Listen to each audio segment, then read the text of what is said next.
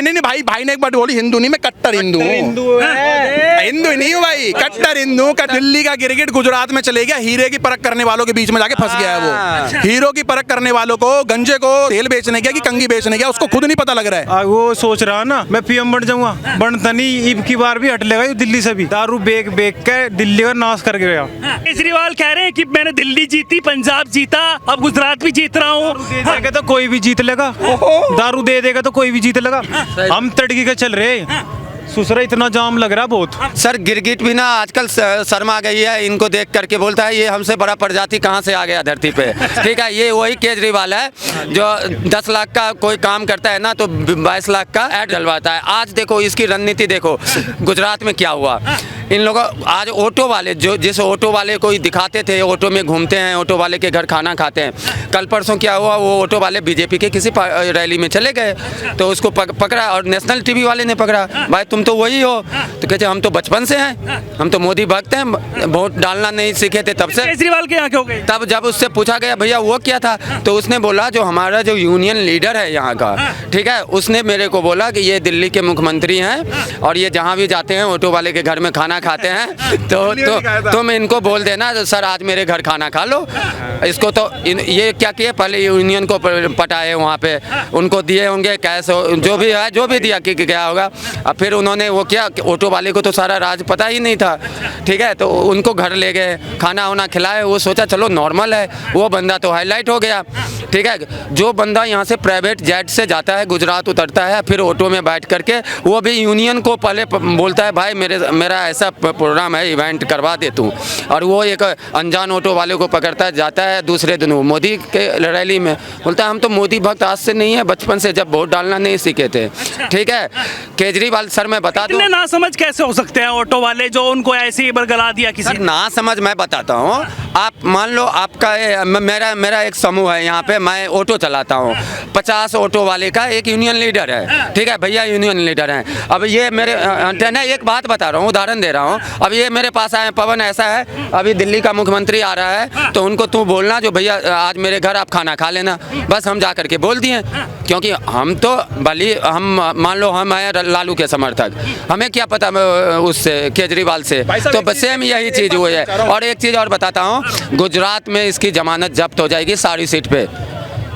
वो तो दावे कर रहे हैं बड़े बड़े, वो तो कह रहे हैं पंजाब में कैसे, वो दिल्ली का गिरगिट गुजरात में चले गया, हीरे की परख करने वालों के बीच में जाके फंस गया है वो। हीरो की परख करने वालों को गंजे को तेल बेचने गया कि कंगी बेचने गया, उसको खुद नहीं पता लग रहा है कि गंजे को तेल बेच रहा है कि कंगी बेच रहा है। वो पंजाब वालों को बोलता है कि मैं यहाँ पर स्कूल व्यवस्था ठीक करवा दूंगा, तो दिल्ली में करवा दे भाई, मैं यहाँ पर भाई साहब मैं यहाँ पर नौकरियां दे दूंगा 4 लाख, तो दिल्ली वालों को दे 436 नौकरी, ठीक है जी, किसको नौकरी दे रहा है? मैं केजरीवाल, देखो यार बहुत सारी बातें आएंगी, तो ये कह रहे हैं कि फ्री दे रहे हैं, पानी फ्री है, बिजली फ्री है, और बहुत सारी नहीं है। आने वाले दिन में श्रीलंका का हाल होगा दिल्ली का, अगर ऐसे लिख के होने नहीं देंगे हम लोग, ये हाल होने नहीं देंगे भाई। केजरीवाल जी किसी के तो होंगे सगे, गुरु के तो सगे हो ही नहीं है। केजरीवाल जी अपनी मम्मी के हाथ पे सर रख के एक बार कसम खा के ये बोल दे कि मैंने दिल्ली के अंदर एक भी स्कूल बनाया है, एक भी हॉस्पिटल बनाया है। झूठी कसम खा दी, वो क्या बोलेगा? बच्चों अपने एक माँ बाप के लिए अपने बच्चों की इससे बढ़कर क्या होगा? उन्होंने उनकी झूठी कसम खाकर कि मैं राजनीति में नहीं आऊंगा, मगर आज वो सबसे घटिया राजनीति अगर कोई उस स्तर पे गिरा है वो केजरीवाल जी गिरे हैं। आज वो जो गुजरात का सपना देख रहे हैं ना, इन भाई साहब ने फ्री का चक्कर आदत लगा था श्रीलंका में, श्रीलंका बर्बाद हो गया, ठीक है, यही दिल्ली में, मगर पब्लिक को समझ में नहीं आ रहा है जो मोदी जी बोल रहे हैं। सबसे आप बताइए, वो कह रहे हैं मोदी जी ने भी तो फ्री दिया है राशन। देखिए मोदी, योगी जी भी दे, वेट योगी राशन किस टाइम फ्री दिया? कोरोना के टाइम दिया फ्री, दुनिया के दौरे काम था जब सब घर में बैठे थे, फिर कैसे पेट भरते? हम ले रहे राशन, उत्तर प्रदेश में मैं रहता हूँ, मैं यहाँ ड्यूटी करता हूँ दिल्ली में, मुझे राशन फ्री मिल रहा है। और प्लस क्या ये भगवान चाहा, योगी जी के अंदर क्षमता चाहा, उनकी सत्ता फिर से आएगी, वो फ्री का चीज सब देंगे, मगर ये फ्री नहीं, बिजली फ्री, ये फ्री, मगर एक के बोले 2 पड़ रहा है। में लगे हो, मुझे एक चीज बता, क्या कंपैरिजन है इसका? आप मोदी जी के साथ इन घटिया नेताओं की आप कंपैरिजन कर रहे हैं। आज वो तो लड़ाई तो लड़ रहे हैं ना, 5G लॉन्च कर रहे हैं मोदी जी, क्या इनकी विजन बताइए? मैं आपको बताता हूँ, कोई ऐसा समय था दिखा रहे हैं रोजगार नहीं है, बेरोजगारी हो रही है और महंगाई इतनी है, वो भारत जोड़ो यात्रा निकाल रहे भाई साहब। जो महंगाई बेरोजगारी ना इन्हीं के कार्यकर्ताओं के लिए है, इन्हीं कांग्रेसियों के लिए है, और भारत में बेरोजगारी नहीं है। आज जो काम करने वाले हैं ना वो 107 यूनिकॉर्न बना चुके हैं। इससे स्टार्टअप में 50% जो है महिलाएं हैं, उसमें लोन लेने वाली, अपना व्यवसाय शुरू करने वाली। आज भारत आगे बढ़ रहा है। हर जगह लोग छोटे छोटे लड्डू, चाय वाला, MBA चाय वाला नाम सुनिए, आज आउटलेट खुल रहे हैं उसके। ये आपको दिख नहीं रहा तो वो क्या उससे रोजगार नहीं निकल रहा, वो घाटे में चल रहे हैं क्या? लेकिन विपक्षी दल जो है वो लगातार एकजुट हो रहे हैं। वो विपक्ष इसी चीज का रोना है, उनके पास कोई और मुद्दा नहीं है। पहले क्या होता था, पहले की लोग, दूसरी सरकारें क्या होती थी, अगर कांग्रेस आती है तो वो सपा को मौका देती थी कि हाँ वो उंगली उठा सके भ्रष्टाचार के लिए। भाजपा सरकार में कोई भ्रष्टाचार का कोई एक मुद्दा नहीं बता सकती, तो कौन क्या रहा महंगाई महंगाई महंगाई। अरे कंपेयर करो बाकी जो विकसित राज्य देश है ना, जो विकसित देश अपने आप को डेवलप कंट्री है, उसमें देखिए महंगाई दर क्या है और भारत में देखिए, फिर बात करिए वहाँ पे। आज 6 से 7% की महंगाई में हम इसको महंगाई दर करेंगे? अरे वहाँ जो 18% 30 इन्फ्लेशन चल रहा है, हम उसके साथ कंपेयर। अगर वैसी स्थिति अगर यहाँ बन जाती, ये तो मोदी जी ने संभाल लिया। आज आप बिना मास्क के घूम रहे हो। वियतनाम में आज भी वहाँ पे लॉकडाउन वाली स्थिति बनाई हुई है। मुझे बताइए वैक्सीन का, ये लोग ये यहाँ के नेता समाजवादी बीजेपी की वैक्सीन का कहते थे, मगर सबसे पहले लेने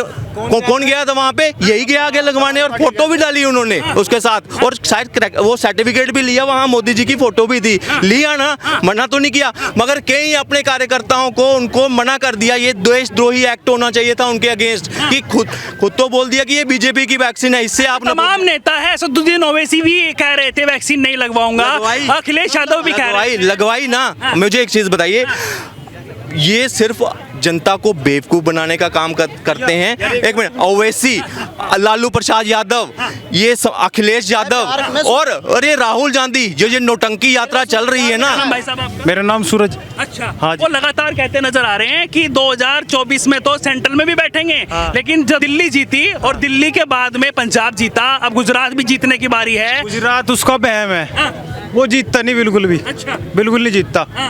वो सोच रहा ना मैं PM बन जाऊंगा, बनता नहीं। ईब की बार भी हट लेगा ये दिल्ली से भी। अच्छा। दारू बेच के दिल्ली का नाश कर गया। वो तो कह रहे हैं कि लगातार जिस तरीके से हमारा काम है, हमारा शिक्षा मॉडल है, उसको देखकर बीजेपी बौखला रही है। शिक्षा की ऐसी बात रही, मेरी ख्याल चलो सरकारी स्कूल में डेस्क के फट्टे भी नहीं। हाँ जी, वो तो कह रहे हैं इतना अच्छा काम हमने किया है कि भारत के किसी भी प्रदेश में इतना अच्छा काम नहीं है। कभी केजरीवाल को स्कूल में लेके जाके देखो जी, पता चलेगा उन्हें। हाँ। अच्छा, और अब राहुल गांधी भी भारत जोड़ो यात्रा निकाल रहे हैं, उनको कैसे देख रहे हैं भाई साहब? ये सब ऐसी हैं, कोई टक्कर पे ना मोदी के। अच्छा। हाँ, सारे खेल है। अच्छा, मोदी ने क्या काम किए भाई? थारे सामने इंडिया गेट है, पहली लाइट थी ऐसी, इतनी बेहतरीन बना दिया इतना गेट, स्वाद आ गया कतई। अच्छा लग रहा है आपको देख के जी? राज्य हो गया। अच्छा, पूरा राज्य हो गया मतलब। हाँ भाई। अच्छा, मुझे ये बताइए और भी कौन से ऐसे काम है? वो लगातार कहते नजर आ रहे हैं कि युवाओं को रोजगार नहीं है, बेरोजगारी से जूझ रहे हैं लोग। भाई ये कोरोना आया, इसने सरों की मिट्टी पीरान करी नहीं, थोड़ी टाइम तो लगेगा सुधरने में।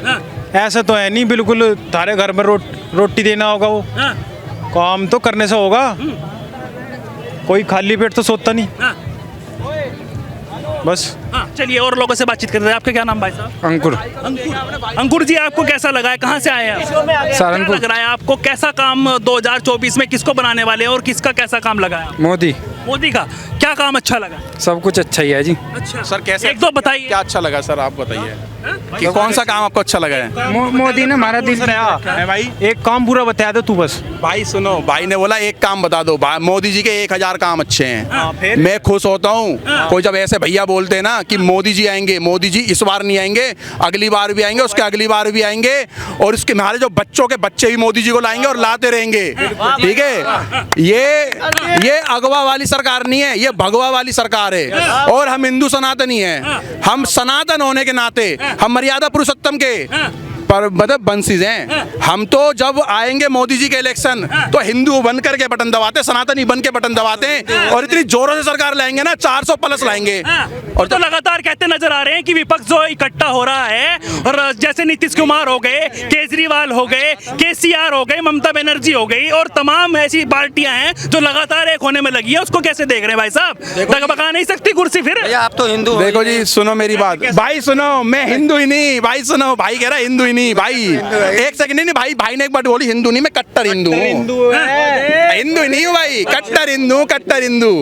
ये कट्टर हिंदू बनवा लिया आपने। देखो सुनो, 2700 लड़कों ने कट्टर हिंदू बनवाया भाई। और देखो मैं एक चीज और बताना चाहता हूँ आपको भाई साहब, कितने भी भेड़िए इकट्ठे हो जाएं, बब्बर शेर होता है। लेकिन यहाँ पर तो बहुत सारी जातियां हैं ना, हिंदू मुस्लिम सिख ईसाई का देश कहा जाता है, तो फिर उसको लेकर भी तो बातचीत चलती है। लगातार विपक्ष कहता नजर आता है कि सबको साथ लेके चलना पड़ेगा। इसके लिए मोदी जी चीते लाके नहीं छोड़े, मोदी जी ने आओ चीते ही छोड़ देंगे, लो सबको ठिकाने ला देंगे। देखो जी सुनो, इस देश में ना आप जो सरकारें रही हैं पहले, जिन्होंने, जो सरकारें नहीं बोलूंगा, उन्हें गैंग बोलूंगा, यही राजपथ पे खड़े ना हम लोग हैं, कर्तव्य पथ हो गया ना, राज करके गए हैं, अंग्रेजों के चमचे राज करके गए, जो भारत जोड़ो के लिए निकल गए। हमें समझना चाहिए, आप उनके काम के कंपेयर बस केवल 2014 से अब तक लगा लो, अगर कुछ करा हो तो 5वें स्थान पे। मोदी जी ने खुद बोला भाई साहब इस साल के खत्म होते होते 4वें स्थान पे हमारा देश आ जाएगा। आज जो वेपन, जो हथियार, जो पायलट और इतने बड़े बड़े पानी के नेवी में जहाज जो हम लोग दूसरी कंट्री से खरीदते थे, आज हम बना रहे हैं। आज 2 जहाज के तो ऑर्डर हमारे पास, मैं बोलूंगा मेरे पास है, मेरे देश के पास है, ठीक है जी, ऐसे ऐसे ऑर्डर आ रहे हैं हमारे पास जो हम चीज बाहर से लेते हैं। और इससे अच्छा आपको क्या